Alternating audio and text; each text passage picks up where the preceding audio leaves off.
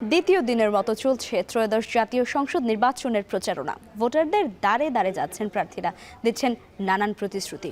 ঢাকা ১৬ আসন থেকে যুক্ত হচ্ছেন আমাদের সহকর্মী রাজু আহমেদ। রাজু, কোন এলাকায় রয়েছেন, কেমন চলছে সেখানকার প্রচারণা জানাবেন আমাদের।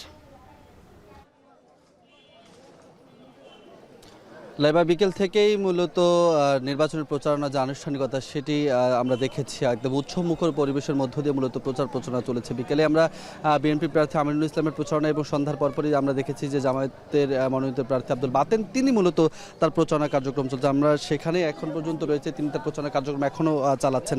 একটু যদি জানিয়ে রাখতে চাই যে এই প্রচারণার মধ্যে যেমন আসলে এই অঞ্চলটির অর্থাৎ এই ঢাকা ১৬ আসনের যে সমস্যা সংকট সম্ভাবনা নিয়ে কথা বলছেন প্রার্থীদের সঙ্গে, ভোট চাইছেন, সেই সঙ্গে কিন্তু আমরা এই আসনের বিএনপি এবং জামায়াত প্রার্থীর একে অপরের প্রতি অভিযোগও শুনেছি।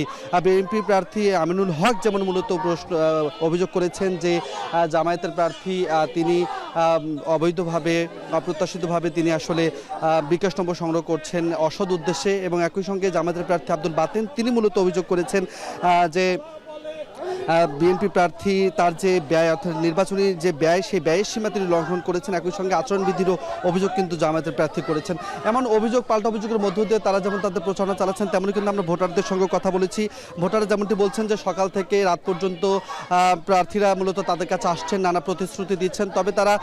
তবে তারা এই নির্বাচনে সৎ এবং যোগ্য ব্যক্তিকে বেছে নিতে চান। তাদের এই ঢাকা ১৬ আসনের যে সংকটগুলো রয়েছে, বিশেষ করে শিক্ষা প্রতিষ্ঠানের উন্নতি, হাসপাতাল সংকট, জলাশয় এবং খালবিল যেগুলো রয়েছে সেগুলো যে ভরাট এবং উন্নত জীবন ব্যবস্থার যে প্রচেষ্টা মূলত থাকা প্রয়োজন, যে ধরনের ব্যবস্থা থাকা প্রয়োজন, এই সকল বিষয় যারা নিশ্চিত করবেন তাদেরকে মূলত ভোটের মাধ্যমে তারা এই নির্বাচনে মূলত তাদের অভিভাবক হিসেবে তারা নেবেন বলে কিন্তু বলছেন তারা। ফলে এখন পর্যন্ত আমরা একটি নির্বাচনী প্রচারণা রয়েছি এবং এরপর হয়তো বা আরও বেশ কয়েকটি নির্বাচনী প্রচারণা জানাবো। তার মধ্যে একটু জানিয়ে রাখতে চাই যে এখানে 4 জন প্রার্থী রয়েছে, বিএনপি, জামায়াত, ইসলামী আন্দোলন এবং স্বতন্ত্র। আমরা ইসলামী আন্দোলনের প্রার্থী তেমন প্রচারণা না দেখলেও স্বতন্ত্র প্রার্থী যিনি রয়েছেন তার প্রচারণা একটু দেখেছি। এই ছিল আসলে লাইভ আমার কাছে এখন পর্যন্ত সর্বশেষ। ঢাকা ১৬ আসনের নির্বাচনী প্রচারণার খবর জানছিলাম রাজু আহমেদের কাছ থেকে। এদিকে নির্বাচনী প্রচারণার দ্বিতীয় দিনে ব্যস্ত সময় পার করছেন প্রার্থীরা। এই মুহূর্তে ঢাকা ১২ আসনের মধুবাগ এলাকায় আছেন আমাদের সহকর্মী হোসেন জাহিদ। বিস্তারিত জানবো জাহিদের কাছ থেকে। জাহিদ, কেমন সাড়া পাচ্ছেন প্রার্থীরা এবং তাদের প্রচারণায় বিস্তারিত আমাদের জানাবেন।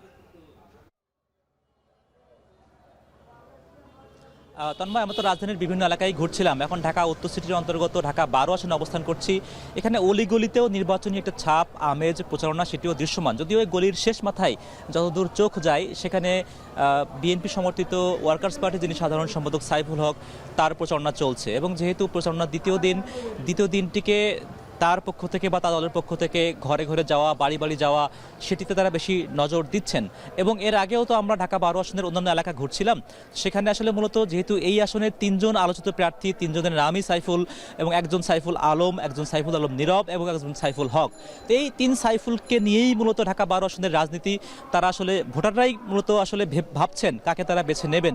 তো সেই ভাবনা প্রক্রিয়া যাতে করে কোনোভাবে প্রভাবিত করা যায় সেই চেষ্টা যেমন আছে, একই সঙ্গে ভোটারদের কাছে এই বার্তা দেয়া যে আসলে তারা জিতলে কিংবা তিনি প্রত্যেকেই এই প্রার্থীরা জিতলে কি কি পরিবর্তনে ঢাকা ১২বাসীর জন্য নিয়ে আসবেন তেমনটি কিন্তু উল্লেখ করছেন। এবং আমরা এখন যেই মিছিল পেয়েছি, ছোট একটা ঝটিকা মিছিল, সেই মিছিলের যে বার্তা সেটি খুব স্পষ্ট। তারা বলছেন যে আসলে তার প্রার্থী জিতলে তারা মূলত 6 মাস পর পর একটি গণশুনানির আয়োজন তারা করবেন, যেখানে ঢাকা ১২ আসনের ভোটারদের সুখ দুঃখ হাসি কান্না তারা শুনবেন, বাস বিচার করবেন এবং ভবিষ্যৎ পরবর্তী 6 মাসের জন্য কি কি পদক্ষেপ নেবে তেমনটা করবেন, এই অঙ্গীকার তিনি দিচ্ছেন। তবে যেহেতু অন্য যে 2 জন প্রার্থী আছেন তাদের নামও কিন্তু সাইফুল, এবং তারা একজন কিন্তু বিএনপি থেকে বহিষ্কৃত একজন বিদ্রোহী প্রার্থী, তার নাম সাইফুল আলম নীরব। তার পক্ষ থেকেও যেমন ১২ আসনের বিভিন্ন এলাকায় কিন্তু গণসংযোগ চলছে, সেখান থেকেও নানা বিভিন্ন অঙ্গীকার দেওয়া হচ্ছে। অপরপক্ষে জামাত সমর্থিত যিনি প্রার্থী আছেন তার নামও মূলত সাইফুল। তিনি চেষ্টা করছেন যে আসলে জামাতের পক্ষ থেকে যে সকল অঙ্গীকারগুলো রয়েছে বা ইশতেহারগুলো প্রণয়ন করা হবে সেগুলো নিয়ে কথা বলতে। তন্ময়, আমরা আসলে ১২ আসনে পরে চেষ্টা করছি অন্যান্য আসনগুলোতে ঘুরে ঘুরে দেখার। নিশ্চয়ই পরবর্তী সংবাদগুলোতে রাজধানী জুড়ে প্রচারণার খবর জানাতে আবারও যুক্ত হবো। আপনাদের ছিল আমার কাছে সর্বশেষ। ঢাকা 12 আসনে নির্বাচনী প্রচারণার খবর জানছিলাম, সহকর্মী হোসেন জাহিদ যুক্ত হয়েছিলেন আমাদের সঙ্গে।